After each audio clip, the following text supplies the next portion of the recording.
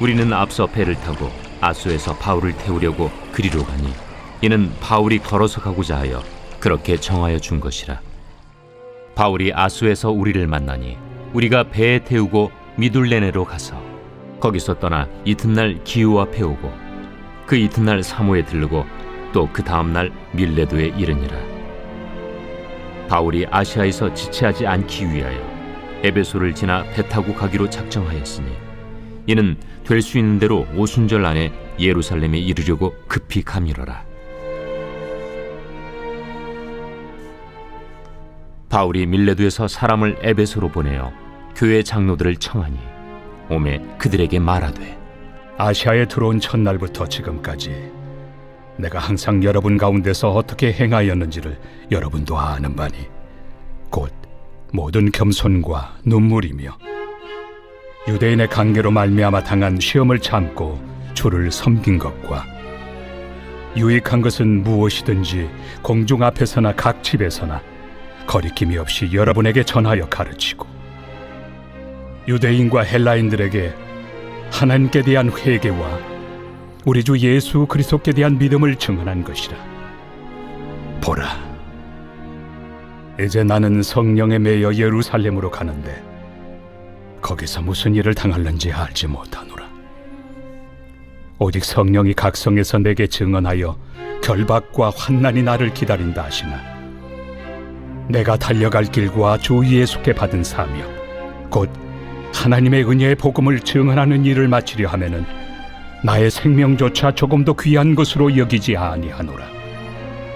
보라, 내가 여러분 중에 왕래하며 하나님의 나라를 전파하였으나 이제는 여러분이 다 내 얼굴을 다시 보지 못할 줄 아노라.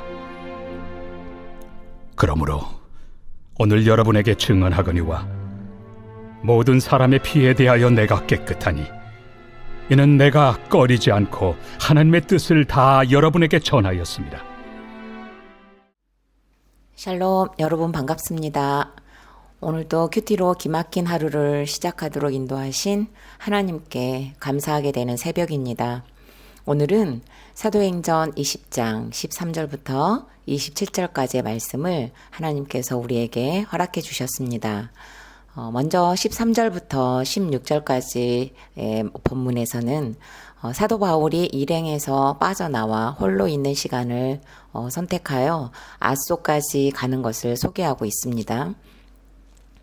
어제 본문에서 밤새 강론했던 바울로서 힘든 컨디션이었지만 일행들은 배를 타고 가도록 배려하고 바울은 홀로 걷는 것을 선택합니다. 예수님께서 제자들과 함께 복음을 전하다가 한적한 곳에서 습관을 쫓아 기도하시던 모습과 매우 비슷하다고 생각되시지 않습니까? 바울은 이 걷는 시간에 예수님께서 습관을 쫓아 기도하시던 것처럼 깊은 묵상의 시간을 가졌을 것이라 짐작되어집니다.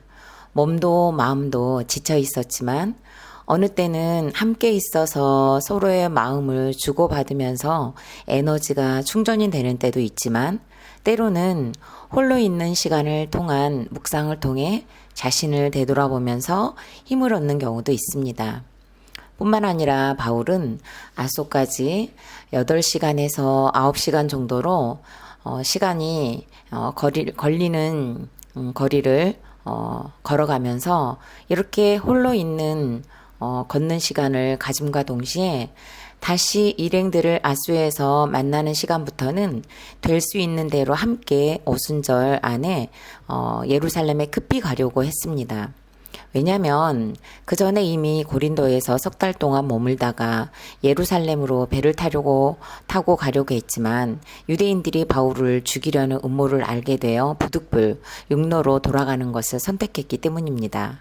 그래서 바울은 이번에는 정말 예루살렘으로 제때 돌아가서 그동안 선교 사역에서 있었던 사역 보고와 더불어 복음을 전하고 싶은 마음이 간절했습니다.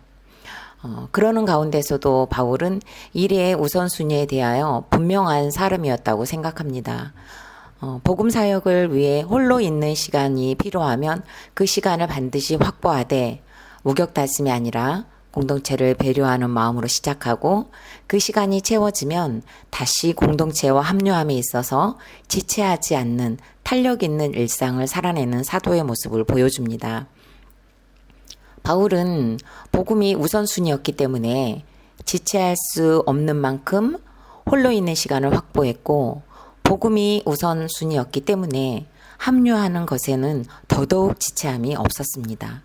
사람마다 성향이 모두 다를 것입니다. 어떤 분은 홀로 있는 시간을 좋아하거나 아니면 어떤 분은 홀로 있는 시간을 싫어할 수도 있죠. 그 반면에 사람들이 많이 모여 있어야 흥이 나는 사람도 있고, 또 사람이 많아서 힘이 드는 경우도 있습니다. 저는 홀로 있는 시간과 우리로 함께 있는 시간을 말하자면 6대4 정도로 혼자 있는 시간이 조금 더 좋아하는 것 같습니다. 그리고 저에게는 아들과 딸이 있는데요. 군대 가 있는 아들은 여러 사람들을 만나는 것을 통해 에너지를 얻고, 딸은 혼자 있는 시간을 통해 에너지를 얻습니다. 그렇기 때문에 아들은 친구들과의 모임에서 제외되어 혼자 있는 것을 힘들어하고, 딸은 여럿이 함께 있는 것을 힘들어합니다. 앞으로 구속사를 깨닫고 적용을 한다면 저는 우리로 향하는 발걸음에 더욱 부지런해야겠고, 아들은 홀로 있는 시간을 확보할 필요가 있고, 딸은 공동체와 함께 모일 필요가 있는 것을 통해 거룩을 이뤄가야 함을 부모로서 깨닫고 있습니다.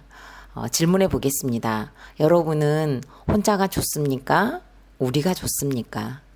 혼자가 좋으신 분은 우리의 자리로, 우리가 좋으신 분은 홀로 있는 시간을 복음을 위해 적용해 보시기 바랍니다.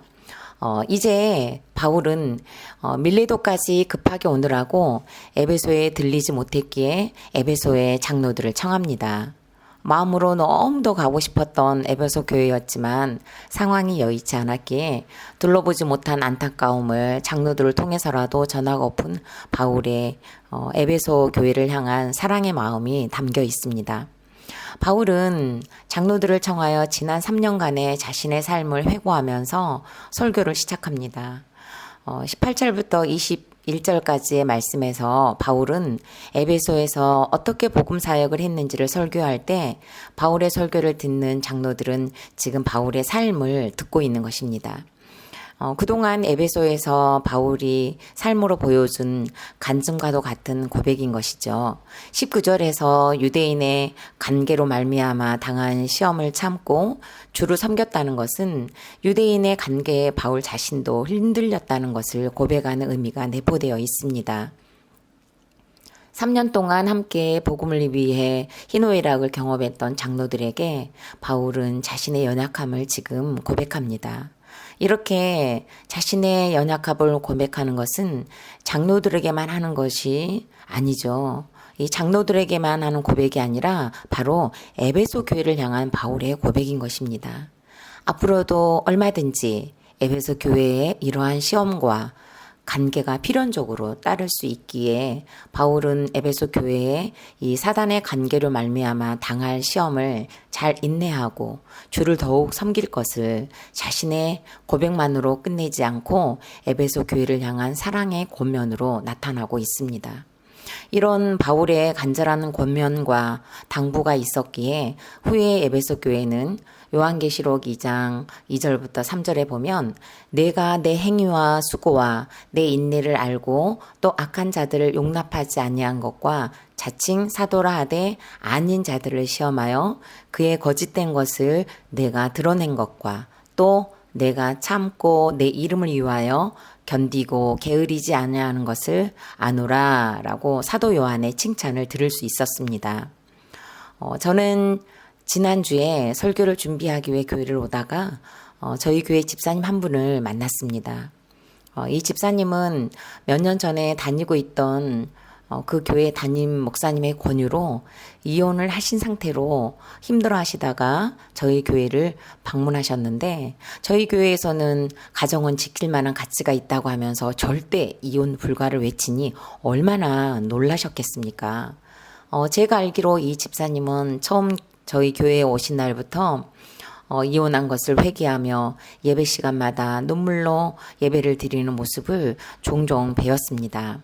날마다 공동체에 묶여서 처방에 순종하며 흩어졌던 부부가 하나가 되었고, 결국 결혼을 앞둔 큰아들이 결혼식을 하기 전에 부모님께서 서류 정리를 해주셨으면 좋겠다는 말에 기꺼이 남편 되시는 분이 먼저 서류 정리를 하러 가자고 하면서 은혜 가운데 다시 가정이 하나가 되었다는 나눔을 길거리에서 나누었습니다. 에베소 교회가 바울의 권명과 당부를 장로들을 통하여 전해 듣고 상고한 것처럼 이 집사님도 가정은 지킬 만한 가치가 있음을 깨닫고 회개하며 적용을 이루었더니 가정이 회복되는 은혜를 맛보게 하셨습니다. 질문해 보겠습니다. 여러분은 예수님을 전하고 있습니까? 세상 소식을 전하고 있습니까? 그리고 어떤 말을 가장 많이 듣고 싶습니까? 힘든 지체들의 소식입니까? 아니면 부동산 소식, 세일 소식, 각종 이벤트 소식입니까? 잘 묵상해 보시기 바랍니다. 바울은 연이어 장로들에게 당면 목표는 예루살렘으로 가는 일이라는 것을 말합니다. 그리고 예루살렘으로 가고자 하는 것은 스스로의 의지에 따라 결정한 것이 아니라 성령의 절대적인 간섭에 따른 계획이었음을 보여줍니다. 실제로 바울은 다메섹에서 예수님을 만난 이후 그의 생은 성령에 사로잡혀 사는 것이었습니다. 그리고 예루살렘으로 가는 길이 순환의 길이라는 것도 성령에 의해 알게 되었습니다.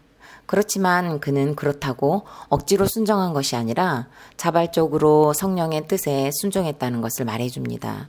이 자발적 순종에는 어마어마한 고난 앞에서도 기꺼이 매이겠다는 것을 의미합니다. 23절에 보니 결박과 환난이 나를 기다린다고 합니다. 하지만 바울은 달려갈 길과 주 예수께 받은 사명이 무엇인지 분명히 알았기 때문에 하나님의 은혜의 복음을 증언하는 일을 마치려 하는 것에는 목숨도 귀한 것으로 여기지 않겠다고 합니다. 그러면서 장로들에게 보라. 그동안에는 왔다 갔다 하면서 하나님 나라를 전했지만 이제는 내 얼굴을 다시 못할 것이다. 라는 것과 자신이 가야 할 길에 대한 분명한 소명을 밝히고 있습니다. 성령에 매이지 않고서 어찌 이렇게 담대히 외칠 수 있겠습니까?